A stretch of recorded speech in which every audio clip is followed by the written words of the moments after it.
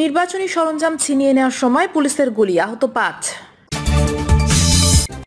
এদিকে যুগপৎ ধরেই ঈদের পর মাঠে নামার পরিকল্পনা বিএনপির।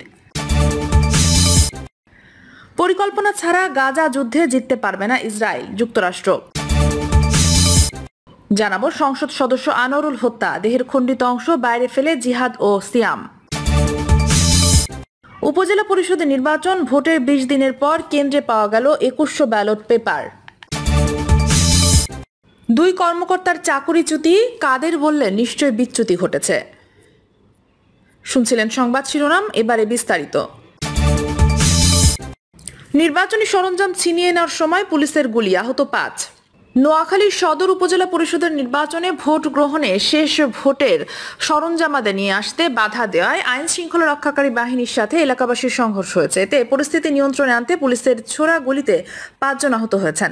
পুলিশ বলছে, নির্বাচনী সরঞ্জাম ছিনিয়ে নেওয়ার সময় সরকারি মালামাল রক্ষার্থে পুলিশ ৪ রাউন্ড গুলি করে। এতে বাধা প্রদানকারী ৫ জন আহত হয়। এ বিষয়ে মোটরসাইকেল প্রতীকের চেয়ারম্যান পদপ্রার্থী নূর আলম সিদ্দিকী রাজু ঢাকা পোস্টকে বলেন, নিয়ম অনুযায়ী কেন্দ্রে ভোট গণনা শেষ হলে প্রার্থীদের পোলিং এজেন্টের কাছ থেকে ফলাফলের কাগজে স্বাক্ষর নেওয়া হয়। শুলকিয়া সরকারি প্রাথমিক বিদ্যালয় কেন্দ্রে ফলাফল ঘোষণা না করে নির্বাচনী সরঞ্জামাদি নিয়ে যেতে চাইলে আমার কর্মীরা বাধা দেয়। পরে পুলিশ ও আনারস প্রতীকের লোকজন গুলি করে। এতে আমরা ৫ জন কর্মী আহত হই। এই বুঝি নিরপেক্ষ অবাধ নির্বাচন? যুগপৎ ধরেই ঈদের পর মাঠে নামার পরিকল্পনা বিএনপির। জাতীয় নির্বাচনের প্রায় ৫ মাস পর সরকার বিরোধী এক দফার আন্দোলন পুনরুজ্জীবিত করার উদ্যোগ নিয়েছে বিএনপি। নতুন নির্বাচনের দাবির পাশাপাশি আর্থিক খাতে বিশৃঙ্খলা, ডলার সংকট ও দ্রব্যমূল্যের ঊর্ধ্বগতির রাজপথে সোচ্চার হতে চায় দলটি। যুগপথের কাঠামো ধরেই এ ধরনের কথা এবং আলোচনা শুরু হয়েছে বলেও তারা মনে করছে। গত ১২ থেকে ১৬ মে আনুষ্ঠানিক বৈঠক করে যুগপথের শরিকদের কাছ থেকে প্রস্তাব ও মতামত নেওয়া হয়েছে। সেগুলো বিবেচনায় রেখে বিএনপির নীতি নির্ধারকরা এখন আন্দোলনের রূপরেখা ও কর্মসূচি চূড়ান্ত করছেন বলে জানা গেছে। এসব বিষয়ে জানতে চাইলে বিএনপির স্থায়ী কমিটির সদস্য সেলিমা রহমান সংবাদ মাধ্যমকে বলেন, যুগপথ আন্দোলনের নতুন কর্মসূচি শুরুর লক্ষ্যে শরিকদের সঙ্গে এরই মধ্যে এক দফা বৈঠক হয়েছে। এর বাইরেও আলোচনা চলছে বলে জানা গেছে। জিয়াউর রহমানের শাহাদাত বার্ষিকী কর্মসূচি পালন করছে। আশা করছি ঈদুল আজহার পর যুগপথের কর্মসূচি শুরু হবে। সংশ্লিষ্টরা জানান, বিএনপির সঙ্গে ধারাবাহিক বৈঠকে যুগপথ আন্দোলনের মিত্রদের একটি বৈঠক আগামীকাল জামায়াতে ইসলামের সাথে হবে বলেও জানা গেছে। আলোচনায় বিএনপি শরিকদের কোনো প্রস্তাবই গ্রহণ কিংবা নাকচ করেনি। তবে এই মুহূর্তে তারা জাতীয় নির্বাচনের আগে যেসব দল ও জোট যুগপথে যুক্ত হয়েছিল তাদের নিয়ে নতুন করে মাঠে নামতে আগ্রহী। কর্মসূচি শুরু হওয়ার পর পরিস্থিতি বিবেচনায় যুগপথের আওতা সম্প্রসারণের বিষয় বিবেচনা করে বিএনপি। ফলে এখনই আন্দোলনের প্ল্যাটফর্ম হিসাবে এক মঞ্চ গঠনের সম্ভাবনা নেই। পরিকল্পনা ছাড়া গাজা যুদ্ধে জিততে পারবে না ইসরায়েল, যুক্তরাষ্ট্র। গাজা যুদ্ধ পরবর্তী ইসরায়েলের প্রস্তুতি না থাকা নিয়ে আবারও সতর্ক করল যুক্তরাষ্ট্র। এই অঞ্চলে কিভাবে সরকার প্রতিষ্ঠা হতে পারে, হামাসের পরাজয় নিশ্চিত করতে এবং সেখানে নিরাপত্তা পুনরুদ্ধার এবং সরকার প্রতিষ্ঠায় ইসরায়েলের একটি পরিকল্পনা থাকা আবশ্যকীয়। তিনি বলেন, এ ধরনের একটি পরিকল্পনা ছাড়া সামনের দিকে আগানো সম্ভব নয়। এছাড়া গাজায় হামাসের সামরিক সক্ষমতা গুড়িয়ে দিতে ইসরায়েল সত্যিই সফল হয়েছে।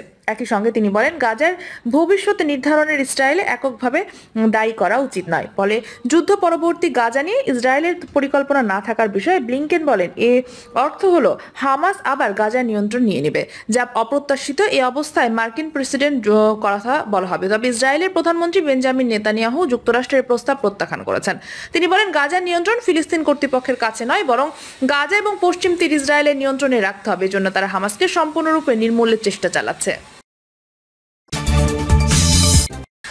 সংসদ সদস্য আনোয়ারুল হত্যা, দেহের খণ্ডিত অংশ বাইরে ফেলে জিহাদ ও সিয়াম। কলকাতার ফ্ল্যাটে সংসদ সদস্য আনোয়ারুল আজিমকে খুনের পর তার লাশ খণ্ড খণ্ড করে কয়েক টুকরো বাইরে ফেলা হয় এবং কিছু অংশ কমোডে ফ্লাশ করা হয়। বাইরের টুকরোগুলো ফেলেন কলকাতার গ্রেপ্তার কসাই জিহাদ হাওলাদার ও নেপালে পলাতক ভোলার বোরহান উদ্দিন মোহাম্মদ সিয়াম হোসেন। ঢাকা মহানগর গোয়েন্দা পুলিশের পক্ষ থেকে পুলিশ সদস্য দপ্তরে ন্যাশনাল সেন্টার ব্যুরোকে দেওয়া চিঠিতে এসব বিষয় উল্লেখ করা হয়। 25 মে এই চিঠি বলা হয়, আনোয়ারুল আজিমকে খুনের পর তার দেহ টুকরো টুকরো করা হয়। মাংসের টুকরোগুলো 2টি টয়লেটের কমোডে ফ্লাশ করা হয়। হাড় ও মাথার টুকরোগুলো একটি লাগেজে ভরে জিহাদ ও সিয়ামকে দেওয়া হয়।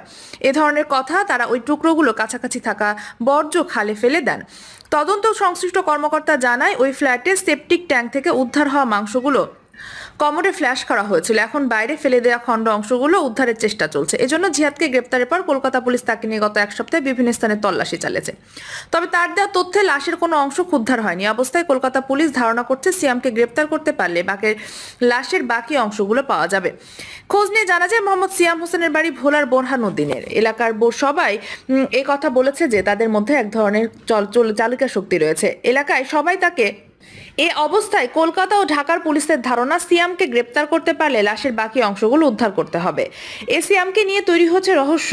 এছাড়া খোঁজ নিয়ে জানা গেছে যে মোহাম্মদ সিয়াম তাদের বাড়ি ভোলার বোরহানুদ্দিন এলাকায় সবাই তাকে সাগর নামে চেনে।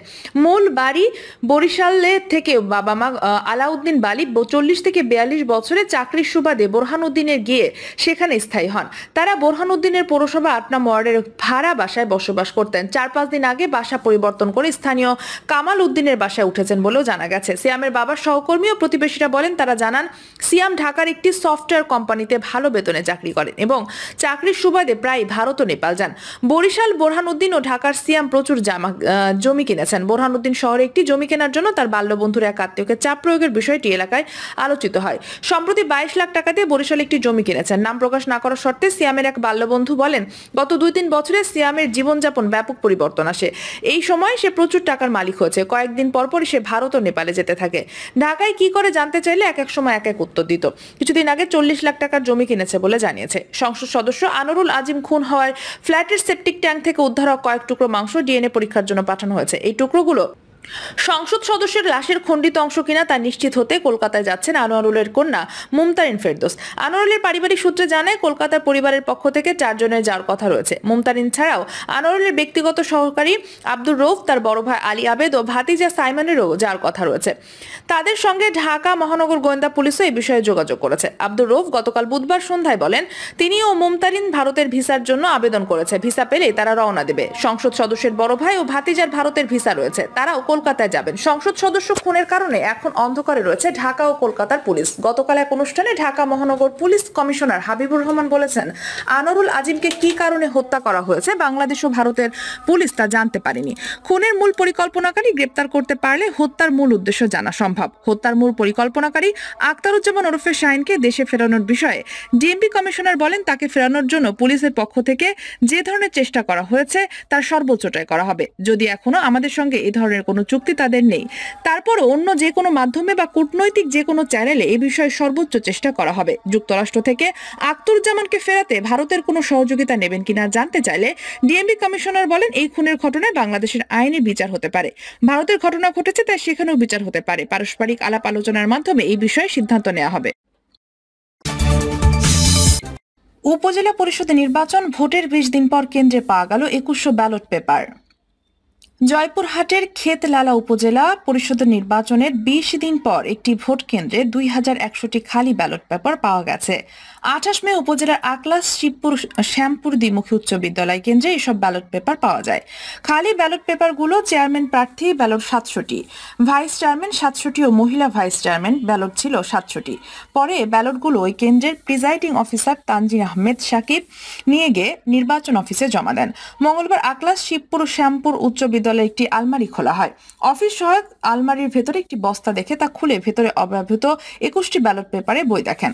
তিনি এখন শিক্ষককে বিষয়টি জানান। প্রধান শিক্ষক আজিজুল হাসান ঘটনাটি ইউএনওকে জানান। এরপর খবর পেয়ে বুধবার সকালে ওই কেন্দ্রের প্রিজাইডিং অফিসার ক্ষেতলাল সরকারি সাইদ আলতাফুন নেসা কলেজের প্রভাষক তানভীর আহমেদ সাকিব বিদ্যালয়ে গিয়ে ব্যালট পেপারগুলো নিয়ে আসে। এরপর তিনি উপজেলা নির্বাচন কর্মকর্তার কাছে সেগুলো জমা দেন। প্রধান শিক্ষক আজিজুল হাসান সাংবাদিকদের বলেন, ভোটের পর আমরা মঙ্গলবারে আলমারি খুলেছি। আলমারির ভেতরে একটি বস্তায় অব্যবহৃত অনেকগুলো ব্যালট পেপার বই পেয়েছি। ইউএনএকে ঘটনা জানানোর পর বুধবার সকালে প্রিজাইডিং কর্মকর্তা বিদ্যালয়ে এসে ব্যালট পেপারগুলো নিয়ে গেছে। ব্যালট পেপার পাওয়ার বিষয়টি স্বীকার করে ওই কেন্দ্রের প্রিজাইডিং কর্মকর্তা ক্ষেতলাল সরকারি সাইদ আলতাফুন্নেসা কলেজের প্রভাষক তানভীর আহমেদ সাকিব ঢাকা পোস্টকে বলেন, ভোটের দিন আমার সাথে থাকা আনসারদের এসব নিয়ে কথা বলতে হলেছি।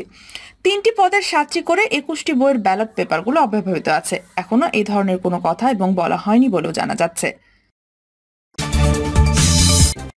2 কর্মকর্তার চাকরিচ্যুতি, কাদের বললেন নিশ্চয়ই বিচ্যুতি ঘটেছে।